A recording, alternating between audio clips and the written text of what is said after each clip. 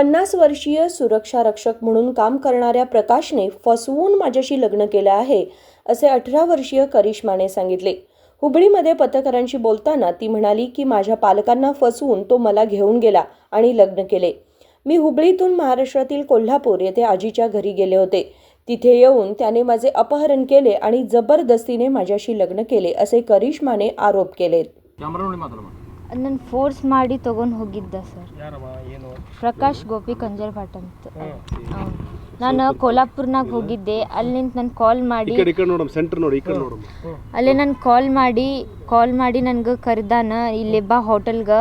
ಅಲ್ಲಿ cold drinks ಕುಡಿಸಿ ನನಗೆ ಆ ಕೋಲ್ಡ್ ಡ್ರಿಂಕ್ಸ್ ನಾನು ಏನು ಹಾಕಿನ ಗೊತ್ತಿಲ್ಲ, ಏನು ಪಾಯ್ಸನ್ ಹಾಕಿದ್ದ ಏನು ಅವ್ನು ಕೇಳ್ಕೊತ ಹೋಗಿದ್ದೆ. ನಾನು ಅಲ್ಲಿಂದ ಹೋಗಿ ನನಗೆ ಬಸ್ನಾಗೆ ತೊಗೊಂಡು ಹೋಗಿದ್ದ, ಎಲ್ಲೇ ಎದ್ರಾಗ ತೊಗೊಂಡು ಹೋಗಿದ್ದ ಅದನ್ನು ಗೊತ್ತಿಲ್ಲ.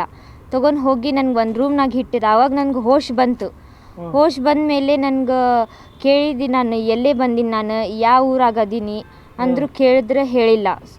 ಮತ್ತು ಆಮೇಲೆ ನೀನು ಹೆಂಗೆ ಹೇಳ್ತೀನಿ ಹಂಗೆ ಹೇಳಿ ನನ್ನ ಮಾತು ಅಂತ ಹೇಳಿದ್ದ ಅವನು, ಆ ಪ್ರಕಾಶ್ ಅಂತ.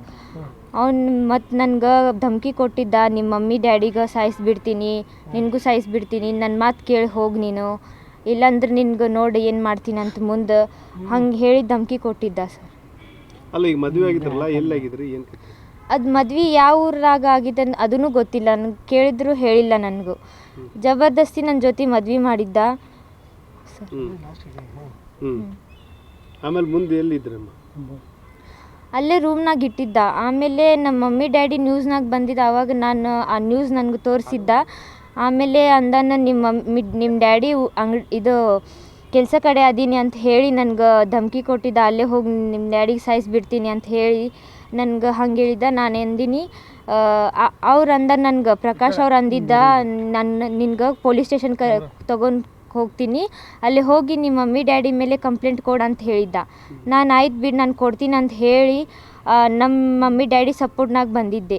ನಮ್ಮ ಮಮ್ಮಿ ಡ್ಯಾಡಿ ಬೇಕು, ನನಗೆ ಎಜುಕೇಷನ್ ಬೇಕು, ಇಂಥ ಕೆಲಸ ಮಾಡಬಾರ್ದಂತ ನಾನು ಅದು ಮಾಡಿದ್ದೆ. ಅಲ್ಲ, ಈಗ ಮೊಬೈಲ್ ಇದು ಟಿವಿಗೆಲ್ಲ ಬಂತಂದ್ರಲ್ಲ, ಅದನ್ನ ನೋಡಿ ಅಂದರೆ ನಮ್ಮ ಮರ್ಯಾದೆ ತೆಗಿತದಂತ ಇದು ಮಾಡಿದ್ನ.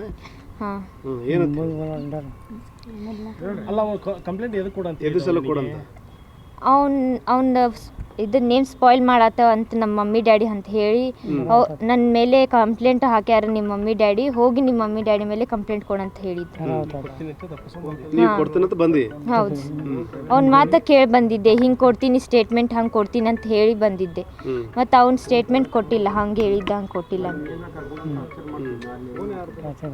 ಟಾರ್ಚರ್ ಕೊಟ್ಟಿದ್ದ. ಹಾಂ, ಅದು ಬ್ಯಾಡ್ ನ್ಯೂಸ್ ತೋರಿಸೋದು ಅಂತ ಎಲ್ಲ ಕೆಲಸ ಮಾಡಿದ್ದ ನನ್ನ ಜೊತೆ. ಯಾವ ಥರ ಅಂದ್ರೆ ಕಿರುಕುಳ ಯಾವ ಥರ ಕೊಡ್ತಿದ್ದ ನಮ್ಮ ನಿನಗೆ?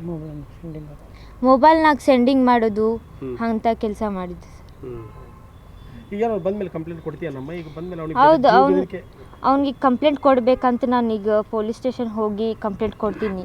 ಅವ್ನಿಗೆ ಇದು FIR ಮಾಡಬೇಕು. ನ್ಯಾಯ ಬೇಕೀಗ ನನಗೆ. ನನ್ನ ಎಜುಕೇಷನ್ನು ಸ್ಪಾಯ್ಲ್ ಆಯ್ತಾ, ನನ್ನ ಲೈಫ್ ಸ್ಪಾಯ್ಲ್ ಆಯ್ತಾ. ಅವನ ಬಗ್ಗೆ ನನಗೆ ತಲೆನಾಗ ಏನೇನು ಮಾಡಿದ್ದ ನನಗೂ ಗೊತ್ತು ಸರ್. ಅಲ್ಲಮ್ಮ, ಈಗ ಅಲ್ಲಮ್ಮ, ಈಗ ಮದುವೆ ಆಗಿತ್ತು ಅಂತ ಗೊತ್ತಿತ್ತಲ್ಲ, ಮತ್ತು ಯಾಕೆ ನೀನೇ ಹಾಕಿದ್ದ? ನನಗೆ ಅವ್ನು ಏನು ಹಾಕಿದ್ದ ಜ್ಯೂಸ್ನಾಗ ಅದು ಗೊತ್ತಿಲ್ಲ. ಅವ್ನ ಮಾತು ಕೇಳ್ಕೊಂಡು ಹೋಗಿದ್ದೆ, ಧಮಕಿ ಭಾಳ ಕೊಟ್ಟಿದ್ದ ಅವನು. ಮತ್ತು ಆಮೇಲೆ ಅವ್ರ ಹೆಂಡತಿ ಬಂತು ನನಗೆ ಹೇಳಿದ್ದು, ಅವ್ನು ಹಿಂಗದನ್ ಹಂಗದನ್. ಅವಾಗ ನನಗೆ ಭರೋಸಾ ಆತು, ಆ ಹೆಂಡತಿ ಜೊತೆ ಹೆಂಗೆ ಮಾಡಿದ್ದ ಹಂಗೆ ನನ್ನ ಜೊತೆನೂ ಮಾಡಿದ್ದ. ಮತ್ತು 2-3 ಹುಡುಗಿ ಗರ್ಲ್ಸ್ನೂ ಹಂಗೆ ಮಾಡಿದ್ದ ಅಂತ ನನಗೂ ಹೇಳಿದ್ದ ಅವನು. ನಾನು ನಿನ್ನ ಜೊತೆನೂ ಹಂಗೆ ಮಾಡ್ತಿ ಅಂತ ಹೇಳಿದ್ದ. ನಾನು ಗಾಬರಿ ಆಗಿಬಿಟ್ಟು ನಾನು ಓಡಿ ಬಂದಿನಿ ಅಲ್ಲಿಂದ. राजशेखर हिरेमठ, KMM मराठी, बेळगाव.